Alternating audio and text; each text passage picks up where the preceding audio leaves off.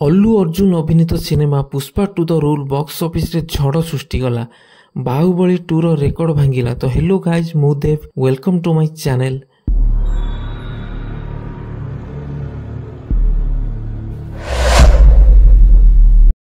ତ ପୁଷ୍ପା 2 ଭାରତୀୟ ବକ୍ସ ଅଫିସରେ ନମ୍ବର 1 ଫିଲ୍ମର ସ୍ଥାନ ହାସଲ କରିବା ପରେ ବି ଏପର୍ଯ୍ୟନ୍ତ ଥମିବାରେ ନା ଧରୁନି। ଏହା ଆମେ କହୁନୁ ଫିଲ୍ମର ଆୟ ସମ୍ପର୍କିତ ରିପୋର୍ଟ ହିଁ ଫିଲ୍ମର ସଫଳତା ବଖାଣୁଛି। ତ ଏହା ପୂର୍ବରୁ ଫିଲ୍ମ ଦେଶରେ ସର୍ବାଧିକ ଆୟକାରୀ ଫିଲ୍ମ ବାହୁବଳୀ 2ର ରେକର୍ଡ ଭାଙ୍ଗିଛି। ତ ଫ୍ରେଣ୍ଡ 2017 ରିଲିଜ୍ ପ୍ରଭାସଙ୍କ ଏହି ଫିଲ୍ମ ଭାରତୀୟ ବକ୍ସ ଅଫିସରେ 1030 କୋଟି ଟଙ୍କାର କାରବାର କରିଥିଲା।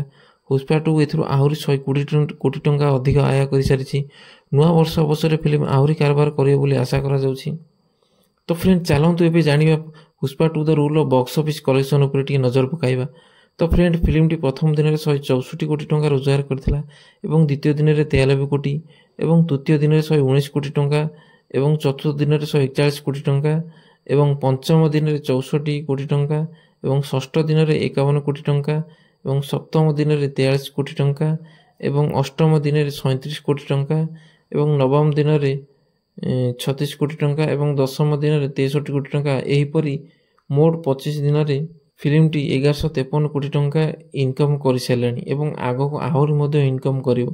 ତ ଫ୍ରେଣ୍ଡ ପୁଷ୍ପା 2 ସର୍ବାଧିକ ଆୟକାରୀ ଫିଲ୍ମ ହେବାରେ ରେକର୍ଡ କରି ସାରିଛି। ଏବେ ଯାହା ବି କିଛି ବ୍ୟବସାୟ କରୁଛି ତାହା ବକ୍ସ ଅଫିସରେ ନୂତନ ଇତିହାସ ରଚି ଚାଲିଛି।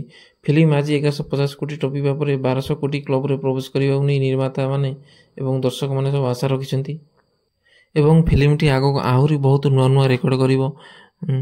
ତ ଫ୍ରେଣ୍ଡ ଯଦି ଆପଣ ଏହି ଫିଲ୍ମଟିକୁ ଏପର୍ଯ୍ୟନ୍ତ ଦେଖିନେ ତ ନିହାତି ଭାବେ ଆପଣ ନିକଟସ୍ଥ ପ୍ରେକ୍ଷାଳୟରେ ଯାଇକି ସିନେମାଟି ଦେଖନ୍ତୁ। ସିନେମାଟି ବହୁତ ସୁନ୍ଦର ହେଇଛି ଏବଂ ଆପଣ ବହୁତ ଏଣ୍ଟରଟେନମେଣ୍ଟ କରିବ। ତ ଫ୍ରେଣ୍ଡ କ'ଣ ଆପଣଙ୍କୁ ଲାଗୁଛି ଏହି ଫିଲ୍ମ ଦଙ୍ଗଲର ରେକର୍ଡ କାଟିବ? ଯଦି ହଁ କାଟିବ ତାହେଲେ ନିହାତି କମେଣ୍ଟ ମାଧ୍ୟମରେ ଜଣାନ୍ତୁ। ଏଣ୍ଟରଟେନମେଣ୍ଟ କରିବ। ତ ଫ୍ରେଣ୍ଡ କ'ଣ ଆପଣଙ୍କୁ ଲାଗୁଛି ଏହି ଫିଲ୍ମ ଦଙ୍ଗଲର ରେକର୍ଡ କାଟିବ? ଯଦି ହଁ କାଟିବ ତାହେଲେ ନିହାତି କମେଣ୍ଟ ମାଧ୍ୟମରେ ଜଣାନ୍ତୁ। ତ ନେକ୍ସଟ ଭିଡ଼ିଓରେ ଆପଣଙ୍କ ସହିତ ପୁଣି ଆଉଥରେ ଭେଟ ହେବ। ସେଥି ପର୍ଯ୍ୟନ୍ତ ବିଦାୟ ନେଉଛି। ଜୟ ଜଗନ୍ନାଥ।